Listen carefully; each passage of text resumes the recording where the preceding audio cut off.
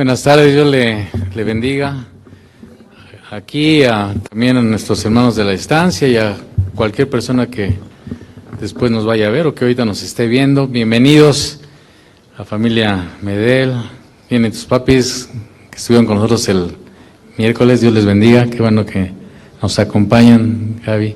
Jorge, que ya es Jorjote, antes era Jorgito, y es Jorjote.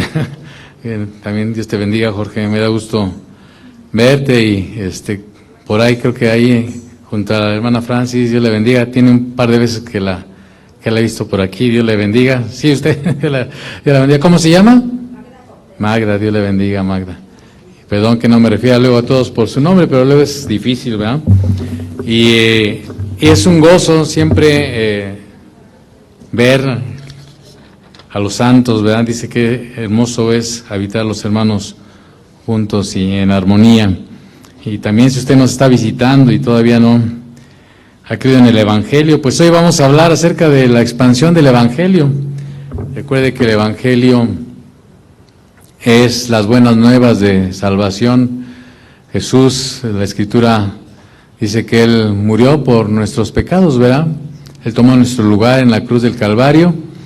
Él estuvo en la tumba, pero la tumba no pudo retenerle, así es que el tercer día Él resucitó y está a la diestra del Padre y va a venir por segunda vez a juzgar a los vivos y a los muertos, ¿verdad? Entonces, nosotros, ese es el Evangelio de las buenas nuevas, es que Él vino a que nosotros tuviéramos vida y vida en abundancia. No estamos hablando de cosas materiales, ¿verdad? Él vino para que nosotros pasáramos de muerte a vida, ¿verdad? Y en el libro de los Hechos se nos relata una y otra vez cómo ese mensaje se expandió, ¿verdad? A través de la vida de hombres. A ver si al rato le arregla a Ricky lo del eco, porque tiene mucha reverber. Entonces estábamos con que en el libro de los Hechos se habla mucho acerca de cómo se fue difundiendo el Evangelio. No solamente como una manera de pensar, el Evangelio son las buenas nuevas de salvación y comienzan porque nosotros reconozcamos nuestra condición delante del Señor, del Dios Todopoderoso que nos creó, que nosotros estamos en una condición de pecado y pues, aunque esa palabra no le gusta a mucha gente, pues el pecado es lo que tiene al mundo como lo tiene, ¿verdad? A lo bueno se le llama malo y a lo malo se le llama bueno. Y unos ya no saben si son de melón o son sandía o qué son, o qué creen, espero que me esté entendiendo, ¿verdad? Y hay mucha confusión en la mente de los hombres en todos los sentidos, en lo económico, en lo social, en lo moral, en lo espiritual. Hay mucha confusión, mucha perversidad familiar, muchas cosas que laceran el corazón de Dios y de los hombres y que vemos a veces reflejado en nuestras propias familias de una u otra medida, y el único que puede cambiar, hacer la diferencia en nuestros corazones, en nuestras mentes, es el Señor Jesús. Y no se trata de una religión, se trata de una comunión con el Dios Todopoderoso que viene a través de un arrepentimiento, de creer este mensaje que estamos diciendo. Es el Evangelio, ¿verdad? Y en el libro de los Hechos se habla de cómo se fue expandiendo este mensaje, pero no solamente es una cuestión, le decía, de una manera de pensar, sino es una cuestión de una manera de vivir que está fundamentada en aquel que puede darnos el poder para vencer toda obra de las tinieblas, para vencer la vida de pecado. El único que puede libertar a la gente del vicio, de la esclavitud, de la que sea, de lo que... Hay muchos apellidos, ¿no? Puede ser vanidad, soberbia, orgullo, drogas, alcoholismo, puede ser desintegración familiar, póngale todo lo que quiera. El único que tiene poder para vencer, pues no solamente si nosotros somos el origen del mal, a veces somos el origen y la recepción del mal, desafortunadamente. Muchos de nosotros causamos el mal, pero también otros causan el mal sobre nosotros. Y es un círculo a veces vicioso que no se puede romper, y el único que puede romper las cadenas del pecado es Ese es Jesús, ¿verdad? Él vino a hacer libres a los hombres. Esa es la verdadera libertad, que pues después se puede proyectar a nuestra economía, ¿verdad? El mundo está quién sabe cuántas veces endeudado, ¿no? Hablando de economía. Pero pues la deuda más grande que tiene el hombre es con el Creador, ¿verdad? Es una deuda impagable y el único que pudo pagarla por nosotros es Jesús, ¿verdad? Y Él hace eso, ¿no? Diciendo, hermano, usted sígame y ore, ¿no? Y ponga atención. Entonces el Evangelio, el libro, de los Hechos habla de esa extensión del Evangelio. Le decía, no solamente es una cuestión de carácter ideológico, sino es una cuestión de vida. ¿Es una cuestión de qué? De vida. Y usted y yo hemos sido llamados a que con nuestra vida anunciemos, proclamemos esas virtudes de aquel que nos llamó de las tinieblas a su luz admirable. Nosotros hemos sido llamados a ser luz y a ser sal.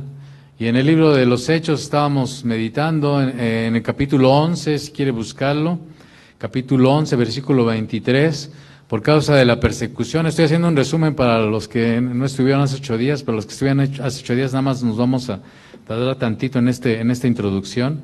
El Evangelio llegó a regiones tan recónditas como en este momento a una ciudad que se llamaba Antioquía, ¿verdad? Muchos kilómetros separaban la ciudad de Antioquía de Siria de la ciudad de Jerusalén. El Señor le dijo a sus discípulos, ustedes van a recibir el poder del Espíritu Santo, van a recibir la promesa del Padre, la que oyeron de mí, que yo les iba a dar, y ese Espíritu Santo les va a dar poder para ser testigos, ¿verdad? En Jerusalén, en Judea, en Samaria y hasta lo último de la tierra. Hoy mire a dónde nos encontramos, ¿verdad? Cuántos kilómetros alejados de esa Jerusalén física. Pero hoy estamos espiritualmente en esa Jerusalén celestial, somos parte de ese remanente, de esa gente. Si usted ha creído en el Evangelio, usted es parte de ese conglomerado, de ese grupo de creyentes que formamos lo que llamamos, de acuerdo a las Escrituras, la iglesia. Recuerde, la iglesia no es un templo, la iglesia no es un edificio, la iglesia no es un conjunto de gente que tiene una jerarquía eclesiástica. La iglesia somos los creyentes que hemos puesto nuestra fe, nuestra confianza en Jesús como nuestro Señor y como nuestro Salvador. Y bueno, por cuestiones prácticas, pues estamos aquí un grupo de creyentes. Más adelante hay otros creyentes, y no solamente hay creyentes aquí, otros se están congregando en otros lugares, en otros momentos, en diferentes circunstancias. Jesús dijo a Pedro y a sus discípulos, sobre esta roca, hablando de él mismo, del Señor Jesús, dijo, sobre esta roca edificaré mi iglesia, ¿verdad? Y ahora Dios desea que usted y yo nos convirtamos en instrumentos en sus manos para extender el reino. No, Dios no nos ha llamado solamente a estar pasivamente en un lugar, nos ha llamado a ser gente activa, que de una u otra manera, le decía hace 8 días, con sus oraciones, con su tiempo, con su esfuerzo, con su economía, con su participación, Dios desea que nosotros extendamos el reino de Dios aquí y allá, ¿no? Donde nos encontremos, que el Señor nos ayude en eso. Entonces, en este tiempo, estos hermanos que habían sido perseguidos llegaban hasta este lugar predicando el Evangelio, y el número de creyentes empezó a crecer. Esta noticia llegó a oídos de los apóstoles que estaban en Jerusalén, y ellos decidieron enviar a un hombre que se llamaba Bernabé para que viera cómo estaba el asunto ahí en la iglesia en Antioquía. Ya había muchos creyentes, no tenían todavía, digamos, un pastor como tal, alguien que estuviera supervisándoles, pero ellos estaban creciendo en la gracia de Dios, ¿verdad? Porque así es Dios, es la obra de Él, pero Él sí va complementándola, va perfeccionándola, y para eso se requiere la participación de todos, y a veces Él tiene que usar determinados hombres y mujeres que escoge de una manera muy particular para edificar a los santos, y en este caso estamos hablando de Bernabé. Y aunque estamos hablando de Bernabé, Dios desea que usted y yo seamos un factor de diferenciador, o que marque una diferencia en el lugar donde nos encontramos, hablando como creyentes, ¿verdad? Entonces es importante que nosotros entendamos esto. ¿Cómo queremos ser conocidos en la familia de Dios? Bernabé, el nombre de Bernabé significa consolador, ¿verdad? Alguien que animaba, eso significa su nombre. A veces en nuestras familias pues tenemos apodos, ¿no? Bernabé era un apodo porque su verdadero nombre de Bernabé era José, pero los apóstoles, ante la manifestación de su carácter, le pusieron hijo de consolación, porque era un hombre que tenía ese espíritu, ¿no? De animar, de que la gente se esforzara y siguiera adelante. ¿Usted cómo es conocido en su casa? ¿Como Elmer? Para los que son de mi generación, sí saben quién es Elmer, ¿no? Elmer era en la caricatura del Bugs Bunny el que lo perseguía, ¿verdad? ¿Y cuál era el carácter de Elmer? Pues gruñón, ¿verdad? Bueno, pues no sé cuál sea la moderna, ¿no? Pero ¿usted cómo es conocido en su barrio? ¿Cómo es conocido en su vecindario, en su trabajo, en su familia? Como el gruñón, como el enojón, como el amarguetas, como que es conocido, ¿no? Dios decía que no seamos conocidos por un mal carácter, ¿no? Por una mala manifestación de la gracia de Dios. Dios que decía que su gracia nos transforme y de ser los gruñones, pues nos convirtamos en gente transformada por el poder del Señor Jesucristo, en alguien que a lo mejor sea un animador, ¿no?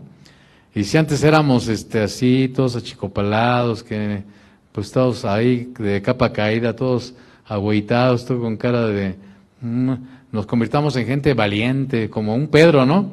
Ese Pedro que fue temeroso y negó al Señor, lo convirtió en un hombre valeroso que después pues no tenía temor de que estuviera aún encarcelado. Eso lo vamos a ver después cuando llegamos a Hechos capítulo 12, pero mientras Dios desea transformar nuestro carácter en gente que con su carácter y con sus palabras estemos dando ¿qué? Testimonio, ¿verdad? Dios desea que estemos dando testimonio con nuestro carácter, como somos, en nuestra manera de ser, que la gente no nos tenga así repulsión, sino que más bien la gente pueda encontrar en nosotros pues alguien con el que en un momento dado pues pueda extender algo y nosotros podamos tener una palabra de aliento, ¿verdad? En versículo 23 del capítulo 11, eso solamente lo puede hacer nuestro Dios glorioso, ¿verdad? A través de su Espíritu Santo. Él puede cambiar nuestro carácter y de ser oscuridad, ser ahora luz que alumbre, ¿verdad? Entonces, pero eso lo puede hacer en aquel corazón que está dispuesto. Versículo 23 de Hechos 11, ahí lo está poniendo el hermano para los que no traen Biblia, y si trae, pues si le encontró, qué bueno, y si no, pues ahí sígalo en la pantalla. Dice que Bernabé, cuando llegó y vio la gracia de Dios, se regocijó y exhortó a todos a que con propósito de corazón permaneciesen, ¿verdad?, firmes en el Señor. Fíjese que, como dice este versículo, este hombre que fue enviado por los apóstoles ahí en Jerusalén fue testigo de lo que produce la gracia de Dios. La gracia de Dios en una persona que ha sido sincera y que se ha vuelto al Señor con todo su corazón, va a haber cambios en su vida. Porque la gracia de Dios produce transformación en nuestra vida. Debe producir transformación. A lo mejor por un tiempo nos apagamos como creyentes y anduvimos ahí medios tristones y agüitados, pero si hoy usted es a lo mejor un creyente que ha estado medio tristón y agüitado, a lo mejor es el tiempo de que hoy sea sacudido por el Espíritu Santo y la gracia de Dios va a producir usted un cambio para que también pues ahora avive el fuego del don de Dios en su vida y se convierte y brille más, amén. Y no nos conformemos en lo que somos o en la posición en la que nos encontremos o al lugar al que hemos llegado como creyentes, ¿verdad? En cualquier lugar donde haya creyentes, nos estemos nosotros congregando, usted va a ver qué importante es ver la gracia de Dios sobre nosotros. No solamente los que son creyentes, sino también los que no son creyentes tienen que ver la gracia de Dios en nuestras vidas. Debe haber un cambio en nosotros que pues se note algo distinto en nosotros, porque si vamos a ser como los demás, pues estamos como cualquier religión, ¿verdad? Podemos tener religión, podemos decir que lo que quieran, pero de las puertas para dentro de nuestra casa, ¿qué pasa, verdad? Pero un verdadero creyente es luz de las puertas para afuera y es luz de las puertas para adentro, amén. Es sal de las puertas hacia afuera y es sal de las puertas hacia adentro. Sí me estoy explicando en la ilustración porque está habiendo cambios en su vida. Sí, no solamente son cuestiones externas, hay apariencias. Entonces, y Bernabé nos enseña la Escritura que él animó, exhortó a que los creyentes, ese es algo importante para todo creyente genuino, a que con propósito de corazón permaneciesen fieles al Señor. Esa es una pregunta clave para todos, es si vamos a permanecer fieles. Se requiere permanencia, fidelidad a una causa, ¿verdad? Y yo le pregunto a usted y me pregunto a mí mismo si nosotros estamos siendo fieles a aquel que dio su vida por nosotros, si somos fieles a esa causa a la que Él nos ha llamado. No es una causa terrenal, temporal, sin sentido, es una causa eterna, que tiene trascendencia eterna. Amén. Y eso es algo que usted y yo tenemos que decidir si queremos ser fieles a ese ideal, a esa convicción. Bernabé sabía, como si no lo sabe usted, también se lo digo, todos los creyentes en algún momento vamos a tener dificultades, vamos a tener persecuciones por causa de creer en lo que creemos, vamos a tener tentaciones aún, ¿verdad? Pero necesitamos de constancia para caminar en el Señor, necesitamos permanecer ¿cómo? Fieles, contra todo, contra viento y marea. Estaba viendo una película basada en una novela de unos viajeros que salieron de Inglaterra rumbo a Australia, ¿verdad? Y tuvieron que pasar unas y mil penurias, pero ellos tenían la convicción de llegar allá a Australia, ¿verdad? Y uno en particular, uno de los que iban en esa nave, tenía una misión porque había sido encomendado para llegar a ocupar un puesto de alta importancia desde el punto de vista gubernamental ahí en Australia. Y le estoy hablando de los tiempos en los que viajaban en barcos, ¿no? Y pues ahí pasaron las 1001 penurias, pero ellos tenían esa meta y ese propósito, ese ideal, y llegaron hasta allá, ¿no? Pensaban que ya hasta se iban a inundar porque pasaron quién sabe cuántas vicisitudes climáticas. Y el creyente tiene, por eso dice el autor de Hebreos, puesto los ojos en Jesús, el autor y consumador de la fe. Porque van a venir a lo mejor situaciones de afuera y de adentro, a nuestras vidas, que van a golpear nuestra vida. Situaciones personales, familiares, de salud, económicas. Pero la pregunta es, ¿usted y yo vamos a permanecer fieles, como luego dicen en los votos matrimoniales, en la salud y en la enfermedad? ¿En escasez y en abundancia? ¿Vamos a permanecer fieles en nuestros votos al Señor? O sea, esos votos que nos declaramos cuando nos casamos, no solo, para lo mejor algunos son puro rollo estudiantil, ¿verdad? Como digo yo. La cuestión es hablando de nuestra unión, nuestro matrimonio con Jesús, por decirlo de alguna manera. Que no se malentienda. Nuestro compromiso, nuestro pacto con Él, ¿vamos a permanecer fieles? Él permanece fiel, pero la cuestión no es Él, porque Él es el mismo ayer, hoy y por los siglos. Pero nosotros, la pregunta es para nosotros, ¿vamos a permanecer fieles? Cuando en apariencia perdamos todo, ya no tengamos nada, como luego dice el refrán, ni a un clavo a dónde agarrarnos, hay por ahí un refrán, ¿no? Que ya no hay ni un clavo ardiente al cual agarrarnos, ¿no? Vamos a seguir con el Señor, ahí en medio de cualquier circunstancia. En Hechos 13:43, una y otra vez, ahí va a ver, después vamos a llegar ahí, pero dice que Pablo y Bernabé, ahí está el versículo, lo acabo de poner el hermano, dice, despedida la congregación, muchos de los judíos y de los prosélitos piadosos siguieron a Pablo y a Bernabé, quienes hablándoles, fíjese, les persuadían, o sea, les daban argumentos, no nada más es porque yo estoy loco y quiero que usted permanezca, hay argumentos, hay razones de por qué permanecer fieles a Él. Quienes hablándoles les persuadían a que perseverasen, ¿en qué? En la gracia de Dios. Y en esta tarea de perseverar no estamos solos, por eso dijo Jesús, no los voy a dejar solos, no los voy a dejar solos. ¿Quién está con nosotros? El Espíritu Santo. Jesús a través del Espíritu Santo está con nosotros. El Padre Eterno a través del Espíritu Santo está con nosotros. El Dios Eterno está con nosotros. Así aunque en un momento dado en nuestra vida podamos encontrarnos como Jeremías, en un pozo, ahí, en medio del fango, hundidos ahí, en un lugar ahí húmedo y abandonados, ¿hay quién está? ¿Hay quién está con nosotros? Dios. Ahí está Él. Como muchos otros hombres, como José, cuando lo acusaron falsamente y lo aventaron a la cárcel, ¿hay quién va a estar? Si nosotros estamos con Él. Amén. Y aún como nuestro Maestro, en el momento más oscuro de su vida, ahí en la cruz del Calvario,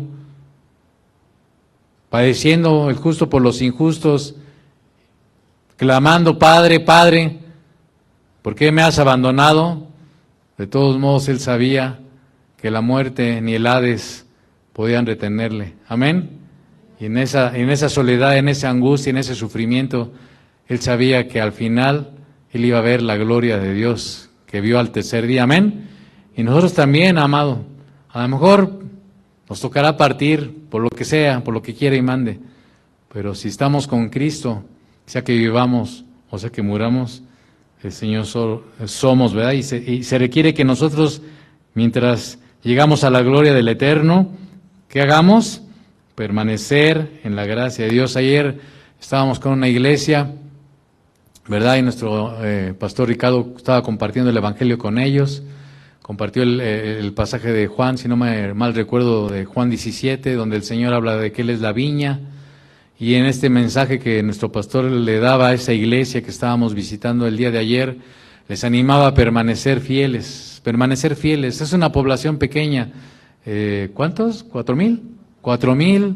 Ellos son alrededor de 20, 25, los que sean, más o menos por ahí anda el número, ¿no? No, yo no fui con mi credencial del INE para censarlos, pero esos 20, 25, 30, Dios los está llamando a mis hermanos que nos están oyendo en la estancia a permanecer fieles y ser luz y sal para ahí esos 4,000, ¿verdad? Encuentren o escuchen al menos la palabra del Evangelio eterno. Amén.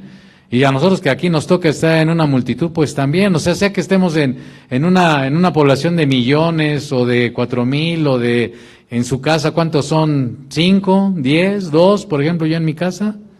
Ahí Dios nos está llamando a ser ¿qué? Ulises, luz y sal, aún para nuestra madre, para nuestro padre, para nuestro abuelo, para nuestro tío, para nuestro primo, para nuestro vecino, a la derecha, a la izquierda, enfrente, de atrás. Amén. Estamos llamados a permanecer fieles al mensaje del Evangelio. Hechos 14, 21 al 22. Dice, y después de anunciar el Evangelio a aquella ciudad y de hacer muchos discípulos, fíjese, volvieron, sigue hablando de Pablo y de Bernabé, después ya llegaremos a ese y abundaremos, pero dice que volvieron a Listra, Iconio y Antioquía, que es otra Antioquía, después le voy a explicar, y dice la palabra que ellos confirmando los ánimos de los discípulos. ¿Por qué hay que confirmar el ánimo a los discípulos? Porque a veces pues hay circunstancias que nos desalientan, ¿verdad? Que nos desaniman, pero el creyente verdadero, ¿en quién tiene sus ojos puestos? En Jesús. Y aun cuando cayeren a nuestro lado 1,000 o 10,000 a la izquierda o a la derecha, ¿nosotros qué vamos a hacer? Seguir mirando en Jesús. Alguna vez en mi vida hubo un momento de crisis ministerial, no mía, sino de aquellos que fueron mis maestros. Y cuando hubo esa crisis ministerial por alguno de mis maestros, uno de mis, pues ahora sí que contemporáneos, él decía, unas cosas que yo oraba por ti es para que no te desanimaras cuando vieras que esto estaba pasando con estos maestros que te habían enseñado. Y pues solamente por su gracia es que nosotros permanecemos firmes, amado. Amén. Pero se requiere que nosotros tomemos conciencia y permanezcamos fieles al Señor, amén. Cualquiera que sea la circunstancia, porque ¿qué pasa si en un momento dado aquel que tú... Luego muchos tenemos los ojos puestos en los hombres en ese sentido, ¿verdad? ¿Y qué pasa si ese se cae? ¿Tú te vas a caer? Pues para qué. Es el que me habló, pero puestos los ojos en Jesús. Y no estoy eximiendo de responsabilidad ni de culpa a todos aquellos que el Señor, por su gracia, nos ha permitido tener un grado de responsabilidad, porque pues el Señor nos va a justiciar a nosotros también en la medida de lo que nos corresponde. ¿Sí me estoy explicando? Porque usted luego ve que aquí estamos hablando y eso, pero... pues dice el Señor, no hagas muchos maestros porque pues vas a acarrear mayor condenación tú que luego has estado ahí de hablador y no hiciste lo que predicabas. ¿Sí me estoy explicando? Bueno, no lo dice así, pero pues lo estoy parafraseando, ¿no? Entonces, confirmando los ánimos de los discípulos, exhortándoles, ¿verdad?, que permaneciesen ¿en qué? O sea, se necesita permanecer en la fe, adheridos a un pacto con Dios. Por eso es tan importante el congregarnos. Si se fija usted, lo que me ha seguido en estos estudios del libro de los Hechos, hemos estado hablando de pluralidad y de singularidad. Por ejemplo, el primero que se levantó a predicar el Evangelio cuando se derramó el Espíritu Santo, ¿quién fue? Pedro, ¿verdad? Singularidad. Pero atrás de él, ¿cuántos habían? 120 que juntamente con él habían estado, ¿qué? Orando por el derramamiento del Espíritu Santo. ¿Está de acuerdo? O sea, siempre hay pluralidad, congregación, grupo, pero también hay singularidad. O sea, gente que Dios llama de manera particular para una labor muy particular. Como ahorita en el caso de Bernabé, ¿verdad? O en el caso de Pablo que está animando, exhortando, les dice Hechos 14 que estamos leyendo, ahí está el versículo en la pantalla, exhortándoles a que permaneciesen, ¿qué? En la fe y diciéndoles, es necesario que a través de muchas tribulaciones entremos en el reino de Dios. Porque cuando nosotros comencemos a creer y a vivir conforme al Evangelio, vamos a encontrarnos con una lucha espiritual, con una situación personal, porque nos vamos a empezar, el Espíritu Santo nos va a empezar a redarguir y a enseñar que hay cosas que no caminan bien en nuestra vida. A lo mejor para algunos será que se va a dar cuenta que es bien grosero, hablando de palabrotas, ¿no? Y se va a empezar a tener conciencia de que eso no está correcto. O que es ojo, como le llaman, ojo alegre, ¿no? Aquel que es adúltero en su corazón, así le dicen eufemísticamente, dizque ojo alegre. Ese es un adúltero, como dice la Escritura, ¿no?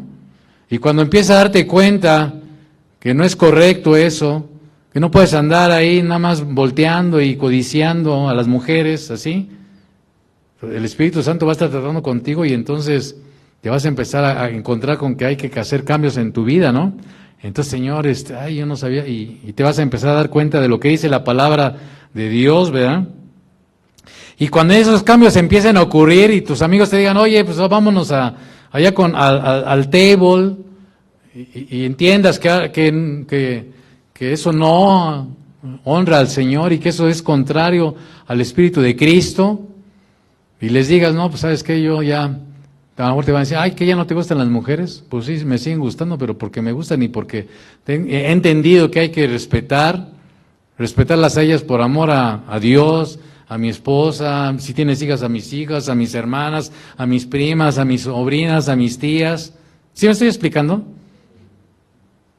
Por convicción, por entendimiento, no por una cuestión ahí religiosa externa. ¿Sí me estoy explicando? Digas, no, pues, ¿sabes qué? Entonces ahí es donde van a empezar los problemas. O cuando te digan que hay que, para entrarle a un negocio, y podamos poner muchos ejemplos, ¿no? Entonces por eso dice, es necesario que a través de muchas, ¿qué? Oye, pero si eras tú bien devoto o devota de fulanito de tal, ¿no? Hablando de la religión. Sí, pero ya entendí que eso, y hay que tener razones, ¿no? De por qué estamos cambiando, por qué estamos creyendo lo que creemos. La Biblia nos ayuda y por eso la importancia de hombres como Bernabé y de aquellos que ya llevamos un trayecto andando, de enseñar a aquellos que apenas están creciendo. Por eso la importancia de ser discípulo. Y siempre todos somos aprendices, amado. Sí, yo todos los días estoy aprendiendo, cada vez que preparo un estudio yo estoy aprendiendo. No crea que pues yo soy salsa de tomate, yo soy un inútil, pero estudiando, leyendo, escuchando, orando, meditando. ¿Sí me estoy explicando? Porque necesitamos seguir creciendo en la gracia de Dios, amén. La Escritura, regresando a Bernabé, vamos a regresarnos a Bernabé. Dice el versículo 24 que era un varón bueno y lleno del Espíritu Santo y de fe. ¿Quién es el que produce el cambio en el corazón? O sea, Bernabé no era bueno pues per se, por sí mismo, aunque hay gente que tiene un carácter más afable, apacible y que tiene cierta bondad. Sin embargo, dice la Escritura que no hay justo ni aun uno, no hay gente buena en sí, porque todos somos pecadores. De una u otra medida, le decía a mis hermanos allá en la Concha, si pusiéramos una gráfica, ¿verdad? Y dijéramos, pues este es el 100 de grado bueno y este es el grado 0 de bondad. Pues siempre hasta el grado 100 que usted crea que es de bondad, dice la Escritura que tiene algo que está malo, que está corrompido en su corazón y eso automáticamente lo hace malo. Y al que usted ve así que es malo de Malolandia, que ese dice, no, ese es más malo que la carne de puerco, algo de bondad ha de tener, alguna acción tendrá de humanidad. ¿Sí me estoy explicando? pero de todos modos es malo. Por eso Dios no nos puede, la cuestión de la salvación, por eso no es una cuestión de obras, no es una cuestión de balanza, que usted diga, es que mis obras son tan buenas que pesan más que mis obras malas, ¿no? No, porque de todos modos hay algo que está, ¿qué? Malo, ¿no? Sí, o sea, de todos modos hay algo que está malo, y Dios es un Dios santo, es un Dios justo, recto, que no admite cohecho, que no admite la iniquidad, nada, ¿no? Ese es nuestro Dios. Por eso, en el caso de Bernabé dice que era varón bueno, y entendemos por lo que estamos leyendo, que eso era una obra del Espíritu Santo, lleno, por eso dice lleno del Espíritu Santo y de fe que pues nacía de él, ¿no? Era una fe que venía del Espíritu también, que lo impelía, que lo llenaba para tener esa obediencia a Dios. ¿Sí me estoy explicando? Y eso dio lugar a que esta influencia de este varón que tenía este carácter, ¿verdad? No solamente era un carácter, sino también su espiritualidad, su comunión con Dios, lo llevó a que también pues una gran multitud, dice el versículo 24, fuera agregada al Señor. Pero Bernabé, que aquí nos deja ver algo interesante. Y antes de seguir esto, fíjese, ahorita vamos a aprovechar esta situación de este versículo. Bernabé se dio cuenta que la obra empezaba a ser tan grande que no era la obra de un solo hombre, ¿no? Que se necesitaba, ¿qué? Ayuda, ¿no? La obra de Dios siempre va a necesitar de más de alguien. O sea, no hay alguien que diga, este es como luego dicen ahí en los círculos del Zócalo, el machuchón, ¿no? Entonces, aquí no hay ningún machuchón, el único Dios soberano y poderoso y que gobierna es Jesús. Y que sí, Él le place utilizar a determinados hombres y mujeres, pues sí, pero también estamos hablando no de alguien que se centra la cuestión. Por eso usted ve, por ejemplo, aquí en medio de nosotros un presbiterio. ¿Qué es un presbiterio? Pues un grupo de ancianos. ¿Quiénes en ese grupo de ancianos? A ver, les voy a hacer unas preguntas así de primeros rudimentos. ¿Quién es el grupo de ancianos de esta iglesia local? A ver. A ver, pues es el hermano Daniel, Ricardo, ¿verdad? Su servidor, Israel y otros. ¿Verdad? Cuando estaba el hermano Ubaldo. ¿Sí me explicó? Entonces Bernabé reconoció que necesitaba a alguien más porque la obra dice que estaba creciendo, ¿no? ¿Y qué hizo en el versículo 25? Dice, después fue Bernabé a Tarso. ¿A qué fue a Tarso? Tarso era una ciudad que estaba ahí donde se encuentra Turquía, el país de Turquía. Fue a buscar a Saulo y hallándole le trajo a Antioquía. Es necesario la participación de más creyentes que tengan dones de parte de Dios para edificar el cuerpo de Cristo. Amén.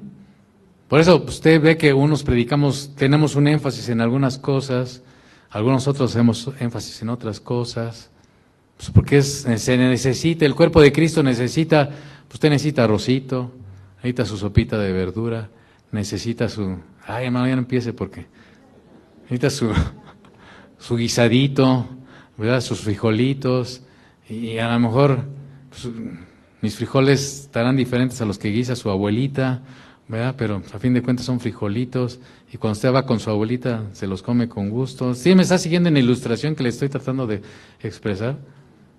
Entonces ni son mejores unas cosas, ni es mejor el arroz que la sopa de verduras, ni es mejor la sopa de verduras que el arroz.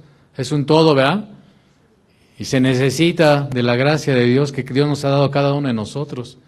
Bernabé fue a buscar a Saulo porque se dio cuenta que la obra no solamente era una obra grande en cuanto a números, se requería de más gente que colaborara.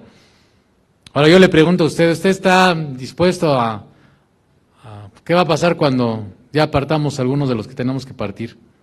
Por estadística. Pues, como dice luego nuestro pastor, pues no es que estemos invocando ni que diga, ay, toco madera no, pero ¿qué hay? Y eso es una responsabilidad también para nosotros, amado, no crea. O sea, nosotros también tenemos que estar buscando en nuestras oraciones, gente que le decía Pablo a Timoteo, Timoteo, te encarezco delante de Dios y de los hombres, fíjese, que busques hombres que sean fieles, fieles a Dios, fieles a su palabra, fieles a la gente, fieles a la obra. Te encarezco delante de Dios y de los hombres que busques hombres, está hablando también mujeres, ¿no? Obviamente, pero hombres, estamos hablando en términos genéricamente, que sean ¿qué? Fieles, que estén dispuestos a aprender, que estén capacitados para que esto que están recibiendo también lo den a otros, hermano Clemente. Basta ya el tiempo pasado, ya. Pues si nos equivocamos y ya perdimos el tiempo algunos, a ver, pues lo que te queda, lo que te quede, lo que te quede. Algunos tienen más, por estadística, como Ulises, más trayecto. Hijo, ¿qué vas a hacer con los restos de años que te quedan? ¿Nada más seguirte la pasando en la batería? A mí el resto de los años, los 4, 5, no estoy profetizando, que me queden 10. Vamos a aprovecharlos para la gloria de Dios, para el extendimiento de su reino, para dejarles a otros lo que el Señor de gracia nos ha dado, que de gracia recibimos, dárselo a otros que quieran. ¿Tú quieres? ¿Tú quieres ser parte de este conglomerado de gente que está dispuesta a pagar el precio de invertir tiempo, dinero, esfuerzo y trabajar para el extendimiento de su reino? Hay gente que necesita ser discipulada, ¿no? Yo les preguntaba en la mañana, ¿cuántos de ustedes han sido discipulados? Discipulados, no aconsejados, que es otra cosa, ¿eh? Discipulados.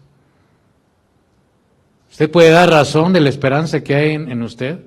Si se le acerca a un hereje de raíces hebreas, ¿tiene razones para, con paciencia, exponerle por qué usted no es un creyente en esas doctrinas?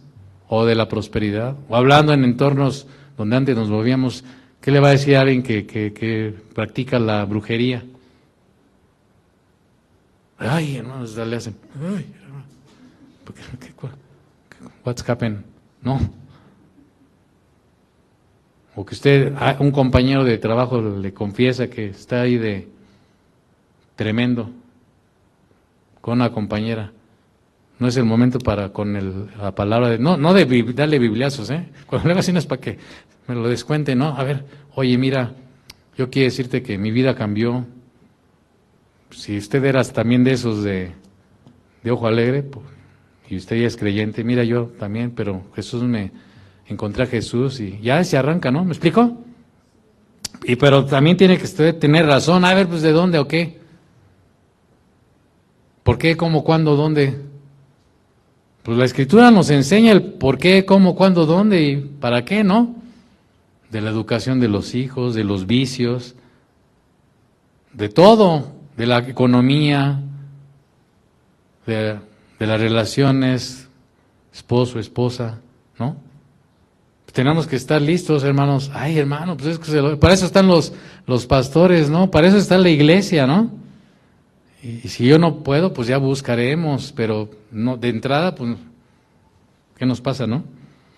Efesios 4, del 11 al 16, vamos a apurarnos, porque uno siempre luego se le va dicen el santo al cielo, ¿verdad?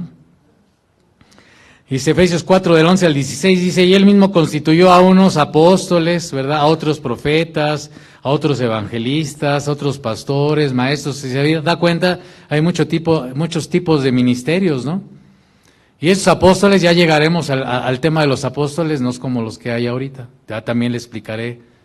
Porque tampoco, yo sí, si me pregunta a mí, a lo mejor divergemos a algunos ministerios. Si me pregunta a mí, y no es doctrina fundamental, yo sí creo en el ministerio apostólico. Yo sí creo en el ministerio apostólico. Ay, es que el hermano la otra vez dijo que no cree en el ministerio apostólico. Bueno, tiene sus razones, yo tengo las mías.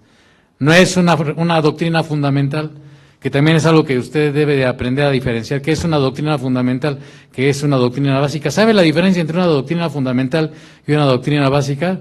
Pues ya se me quedan desde ahorita ya con cara de what, ¿no? Pues ya llegará el momento y les vamos a explicar, con la gracia del Señor, siguiendo el libro de los Hechos, que es algo que es doctrina fundamental y otra en la que pues, a lo mejor podemos tener divergencias. ¿Usted cree que no hay divergencias en el cuerpo, así diferencias? Es que estamos acostumbrados a que, mira, amado, la idea es que usted y yo aprendamos a ser gente que, y no menospreciarnos, no diga, ay, pues es que yo nada más llegué al kinder. No, a ver, aunque hayas llegado al kinder, Dios quiere que aprendas a ser que, ¿alguien qué? Da razón. ¿Por qué crees lo que crees? ¿Por qué confiesas lo que confiesas? ¿Por qué haces lo que haces? ¿No? A tu nivel. No me voy a cansar de dar de testimonios de una hermana que no sabía leer. A mí, yo me voy a ir a la tumba con esa hermana en mi corazón. No sabía leer, humilde, apenas se podía expresar más o menos. Pero que ella orando al Señor dijo, Señor, enséñame a leer, enséñame a leer, enséñame a leer. Y lo único que ella sabía leer era la Biblia. No me pregunte cómo, yo ni sé. Pero lo único que podía leer era la Biblia. Y era la Biblia. Y tenía un amor y una pasión para el Señor. Tremenda, viejita. Que amaba al Señor. Pues no estamos hablando de cuestión de intelecto, ni de IQ, ni de cuestión académica, ¿no? Entonces, maestro, dice pastores, profetas, evangelistas, pastores, maestros, a fin de perfeccionar ¿a qué? A los santos. Usted, si es un nuevo creyente, es un santo. En la mañana me decían, ay, hermano, no diga que somos llamados santos. A ver, ¿por qué no se dice usted un santo de Dios? Ay, hermano, usted es santo, pues solamente X, no me voy a poner, no me voy a meter en Honduras ahorita. Pues esos sí son santos, ¿no? Los que están ahí en una repisita. Cuando la Escritura nos enseña que los creyentes verdaderos en el Mesías, en Jesús, el Señor, como Salvador, son llamados a ser santos. Santos. Pero eso nos compromete ¿o no? ¿No? Declararme que soy un hijo de Dios y declararme un hijo de Dios no me compromete. Ay, muy hijo de Dios, nos van a decir, ay, muy hijo de Dios, ya está, te vamos a poner tu altar. Pues, mira, pues a lo mejor no lo entiendes ahorita, pero déjame explicarte. Bueno. Pero si te dan chance, pues les explicas, ¿no? Porque te dice santo, ¿no? No porque porque ya te va a colgar milagritos, ¿no? No es esa, no estamos hablando de ser ese santo, ¿no? Que tú malentiendes. Déjame explicarte, me das tu oportunidad. Y se arranca, ¿no? Pero déjeme seguir porque luego yo me desvío. Entonces, a perfeccionar a los santos para la obra del ministerio, para la edificación del cuerpo de Cristo. Usted y yo somos el cuerpo de Cristo. Hasta que todos lleguemos a la unidad de la fe, del conocimiento del Hijo de Dios, a un varón perfecto, a la medida de la estatura de la plenitud de Cristo. Estamos aquí para ser instruidos, para parecernos a quién. Para ser como quién. Como Cristo. Para parecernos a Cristo. Ser semejantes a Cristo. En su carácter, en su obra, en su manera de conducirse. ¿Usted cree que el Señor no hacía negocios? ¿Usted sabía que el Señor Jesús era un negociante? ¿Que tenía una empresa? Su empresa decía Carpintería S.A. de CB, por decirlo. Se le era carpintero, ¿no? ¿Y usted cree que le metía madera ahí chafaldrana? Si él les cotizaba de pino, pues era de pino y lo que fuera, ¿no? ¿Sí me estoy explicando? Cosas que a veces luego no le damos vuelta ahí en la ardilla. Pero Dios desea que lleguemos a esa estatura, ¿verdad?, espiritual como el Señor, para que ya no seamos niños fluctuantes, llevados por doquiera de todo viento de doctrina, por estratagema de hombres que para engañar emplean con astucia las artimañas del error. Hermano, usted y yo tenemos que aprender a pensar qué dice Dios, dónde lo dice, cómo lo dice, por qué lo dice, para qué lo dice, sino que siguiendo la verdad en amor. ¿Cuál verdad? Pues la de las Escrituras, ¿verdad? Crezcamos en todo en aquel que es la cabeza, esto es Cristo, de quien todo el cuerpo, bien concertado, les decía en la mañana, allá están los violines, allá están las violas, allá están los bajos, allá están los trombones, allá están las trompetas, allá están las percusiones, allá está el del piano, allá está y todos los instrumentos de la sinfónica, y el maestro que es el director de la orquesta, el Dios Todopoderoso. A ver, 1, 2, 3 y vámonos. Y usted los oye ahí todos cuchos cuando oye una sinfónica, ¿no, verdad? A eso se refiere eso, bien concertados y unidos entre sí por todas las coyunturas que se ayudan mutuamente según la actividad propia de cada miembro, porque lo que usted tiene a lo mejor yo no tengo, lo que yo tengo usted a lo mejor lo tiene, y así nos vamos complementando todos, ¿verdad? Y todos somos el cuerpo de Cristo y nos animamos y nos consolamos y nos vamos para adelante, ¿verdad? Entonces le decía, Y vamos a dejarlo, ¿verdad? Entonces, a medida que los santos, que los discípulos son equipados para la obra del ministerio, amado, pues vamos a crecer en madurez y vamos a hacer el trabajo en el reino de Dios de una mejor manera. Y esto va a causar que nosotros crezcamos. ¿Quién es responsabilidad del crecimiento en la iglesia? El Dios Todopoderoso no ha cambiado, es el mismo Él, ayer, hoy, por los siglos.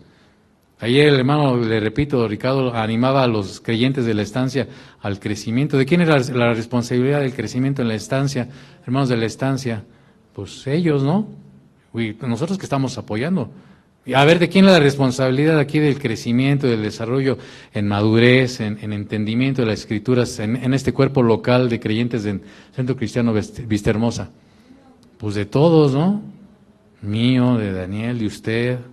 ¿Sí me estoy explicando? De todos.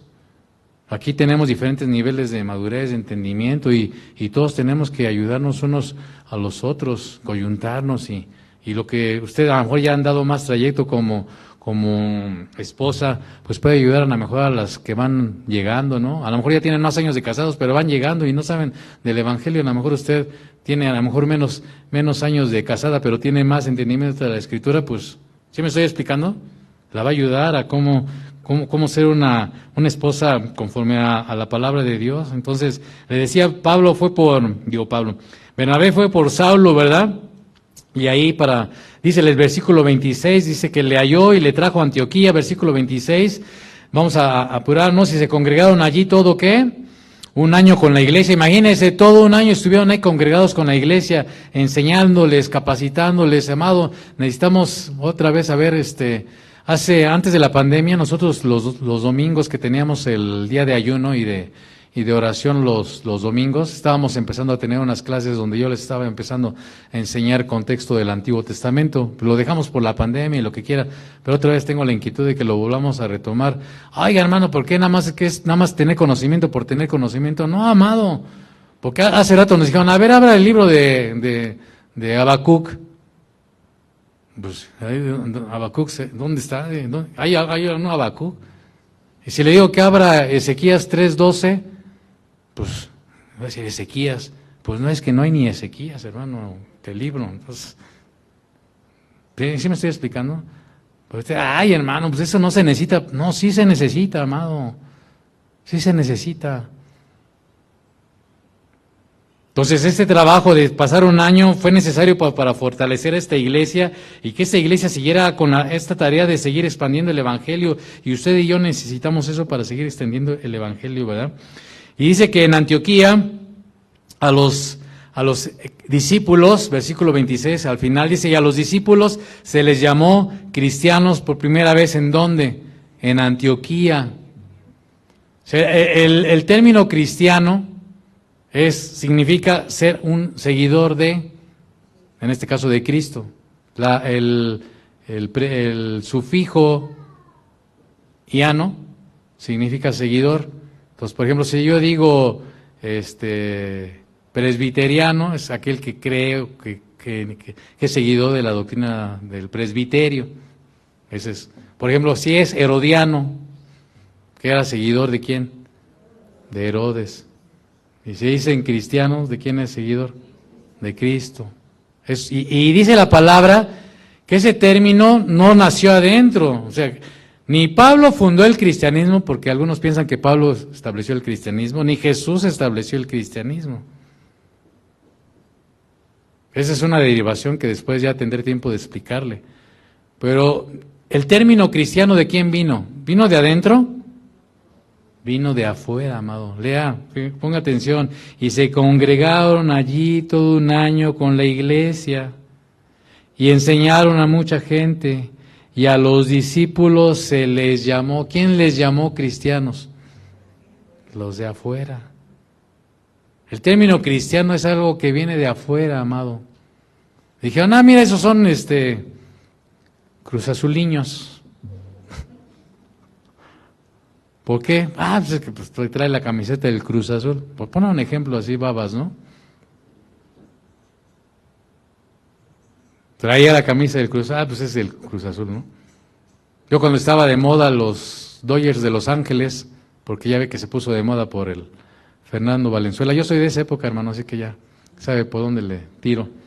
Y entonces yo hasta mi chamarra de los Dodgers traía, en serio, y andaba ahí con mucho gusto, porque en ese tiempo, pues a ver que te dijeran algo, pues luego le sacabas tu carta magna, ¿no?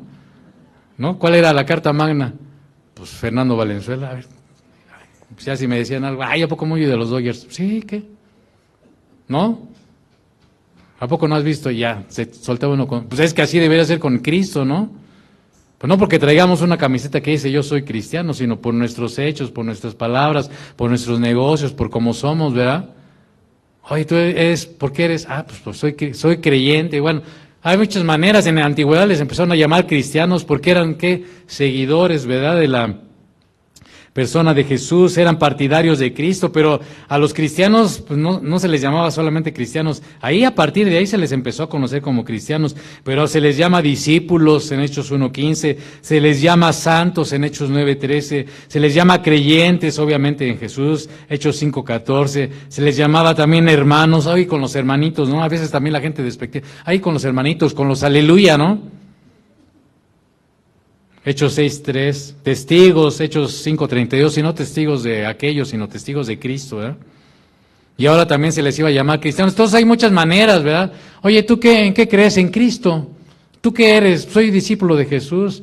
¿Tú qué? Pues, ¿qué profesas? Pues profeso que Jesús es mi Señor y Salvador. O sea, no tenemos que andarnos, luego se nos atraba ahí el cerebro, bueno, a mí, y a usted no, pero a mí se me traba el cerebro y queremos dar ahí una cátedra, ¿no? Pues es sencillo, ¿no? Soy un discípulo de Jesús. ¿Por qué? Porque yo estoy aprendiendo de Él, porque quiero ser como Él. Ay, ¿a poco muy? Pues no soy, pero quiero seguir sus pasos y de las cosas que a lo mejor no le llego ni a la uña, pero yo quiero caminar en sus caminos, ¿no? ¿Sí me estoy explicando? O creo en Él, o soy un santo de Dios. A ver, dicen, no, como santo. No, ¿y por qué no? Me decía una hermana, no, ni yo ni siquiera. Pues porque nos confronta, ¿no? Estas cosas nos confrontan a nuestra realidad, porque si no somos, pues seamos, ¿no? Ahora, si nada más usted quiere andar ahí de falaz, pues así es su historia, ¿no? Eso es otra historia. Bueno, pues seguimos, vamos a apurarnos y terminar. Dice, en aquellos días unos profetas descendieron de Jerusalén. Mire cómo hay otro tipo de ministerios, ven en este caso profetas, que descendieron de Jerusalén a Antioquía, y dice que descendieron porque Jerusalén está en alto, ¿verdad? Por eso cuando en la Escritura se habla de descender de Jerusalén, habla de eso, ¿no? Porque está en una colina. Dice, y levantándose uno de ellos, de esos profetas llamado Agabo, fíjese, daba a entender por el Espíritu. Por eso es importante, todo profeta que habla y que dice que va a pasar esto, dice la Escritura que si un profeta dice que va a pasar algo y no pasa, el tal profeta es un mentiroso. El tal profeta es un mentiroso. Por eso no nada más es que, es que yo me digo profeta, es que yo me digo apóstol, es que yo me digo, no, pues te puedes decir lo que quieras, pero ¿cuál es el fruto? Verdaderamente hay un fruto de eso. Hay gente que tiene un ministerio apostólico tremendo y no andan diciéndose apóstoles. Yo conozco un hermano, no que lo conozca personalmente, pero que Dios lo ha usado para muchas obras y no se anda diciendo apóstol. Y es más apóstol que muchos fanfarrones que andan diciendo que son apóstoles, ¿no? Y se daba a entender por el Espíritu que vendría una gran hambre en toda la tierra habitada. Fíjese, en ese tiempo, ¿verdad? Dice la cual, fíjese lo certero que es Lucas. Dice, lo cual esta hambre, esta situación, ocurrió en tiempos de Claudio, mi querido historiador. O sea, Claudio fue un hombre de carne y hueso que existió y que fue César del Imperio Romano. A eso está refiriendo Lucas. Y cuando da este dato es porque usted puede ir a investigar y va a encontrar que eso ocurrió en tiempos de Claudio. O sea, la palabra de Dios es certera, ¿verdad? Entonces los discípulos, o sea que esa palabra que el Espíritu le dio a Agabo se cumplió en su tiempo, entonces pues ese hombre era un profeta verdadero, ¿verdad? Entonces los discípulos, fíjese otra vez, discípulos, cada uno conforme a lo que tenía, determinaron enviar socorro a los hermanos que habitaban en Judea. O sea, Fíjese esa pluralidad, ese cuerpo de Cristo que usted y yo somos, ¿verdad? Estamos llamados a formar parte activa del crecimiento del reino de Dios, hermano, con nuestro tiempo, que pues no es de nosotros porque pues, mientras estemos aquí el Señor nos lo está prestando, pero bueno, con las capacidades que Él nos haya dado, físicas o intelectuales. Hay unas personas que son muy hábiles para cosas físicas, muchas cosas que usted ve, muchos fueron de hermanos que tenían esa capacidad para la madera, para soldar, para construir. Mucho de lo que usted ve es fruto de esa tarea. Otros nada más veníamos aquí de metiches a lijarle, ¿no? No sabíamos lijar y nos tuvieron que explicar cómo lijarle para no dejar toda la madera ahí cucha, ¿no? Porque eso hasta lijar tiene su chiste, ¿no? Pero esos hermanos tenían ese don y nos ayudaron. Y a lo mejor usted tiene la capacidad económica, o a lo mejor ya no tiene la capacidad económica y dice, no, yo soy una papa para las cosas manuales, pero a lo mejor puede orar, a lo mejor puede consolar, a lo mejor puede animar. ¿Sí me estoy explicando? O sea, no hay razón, es que ya estoy viejito. Ok, pues ya quédese ahí en su silla, pero entonces ahí en su silla clame a Dios por aquellos que están ahí participando activamente. ¿Sí me explico? O sea, no hay razón para no, es que estoy postado en el hospital y hay con el suero y ¿qué hago? Señor, bendice a estos médicos, a estas mujeres, a estos enfermos, a mi vecino que está aquí también tronado, al de enfrente, Señor Jesús, está igual que yo, pero pues si se puede, yo tengo la oportunidad, cuando venga un familiar, pues que le dé un folleto ahí. ¿Sí me estoy explicando, amado? O sea, no hay razón para no trabajar en el reino de Dios. No hay razón para no trabajar en el reino de Dios. Así que, ¿por qué lo digo? Porque estos hermanos cuando oyeron que iba a haber una gran hambre, que iba a venir cada uno conforme a lo que tenía que hice, determinaron enviar socorro a los hermanos que habitaban en Judea, lo cual en efecto hicieron. No solamente se quedaron en intención, sino que lo transformaron en ¿qué? En acción. No bastan las intenciones, hay que convertirlas en acciones. Eso hicieron enviándolo a los ancianos por mano de Bernabé y de Saulo. Así que se necesitan intenciones, pero se necesitan ¿qué? Acciones. Es que tenía la intención, pues sí, pues qué bueno que tienes la intención, pero no basta las intenciones, hay que tener ¿qué? Acciones, convertirlas en hechos. Y si usted es un creyente que ha nacido de nuevo, pues a ver cómo, en qué, o qué, cómo, qué, cuándo, a qué horas, si me dicen rana, yo brinco, a ver. Aunque medio brinque, pero a ver qué hay que hacer, qué, cómo, cuándo, dónde. ¿Sí me explicó? Entonces, así sea, hermanos. Señor Jesús, queremos rogarte que tú sigas edificando tu iglesia. Tu iglesia, Señor, no es pues lo que mucha gente ve, ve un edificio, la iglesia. No, eso no es la iglesia, Señor. Es que la iglesia piensan que son los que que tienen una posición ahí en el clero, en la jerarquía. Eso no es la iglesia, Señor. La iglesia es aquellas gentes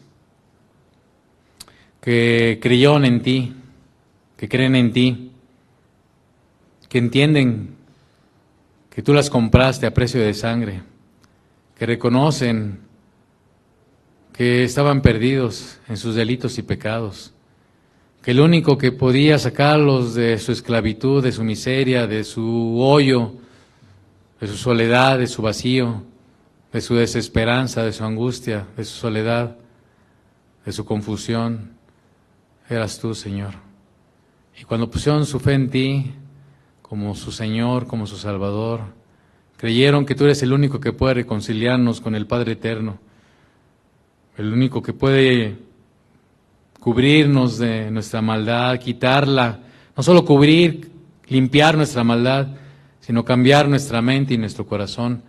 Entonces tú estás deseando utilizar a esos hombres y mujeres para transformarlos, para cambiarlos, su manera de pensar, de ser, de hablar, de vivir, y convertirse en instrumentos en tus manos para que otros conozcan de ti. Ayúdanos, Señor.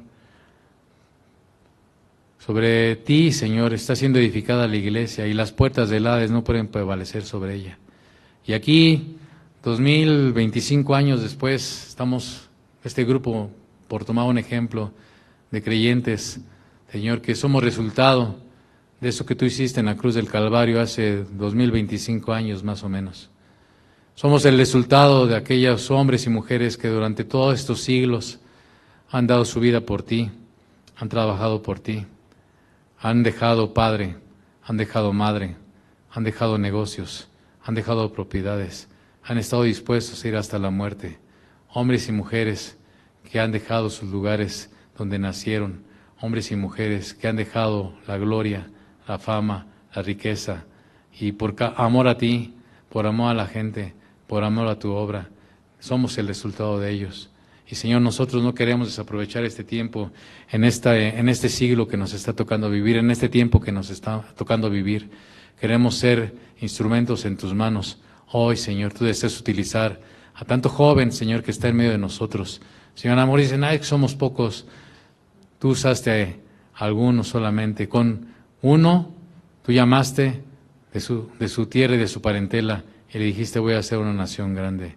De otro que luchó contigo, hiciste una nación, Señor, y tuvo descendencia, y tú le diste una promesa. De uno, que eres tú, Señor Jesús, tú has hecho lo que hasta hoy te estamos viendo. Es que no importa, Señor, solamente se dé el número, lo que importa es la consagración, la decisión, el querer, Señor. Y yo espero, es el anhelo de nuestro corazón y nuestra oración, que aquí, tanto hombres y mujeres, nos estemos comprometiendo contigo para ser gente activa, participativa en el extendimiento de tu reino. Ayúdanos en el precioso nombre de Jesús. Amén.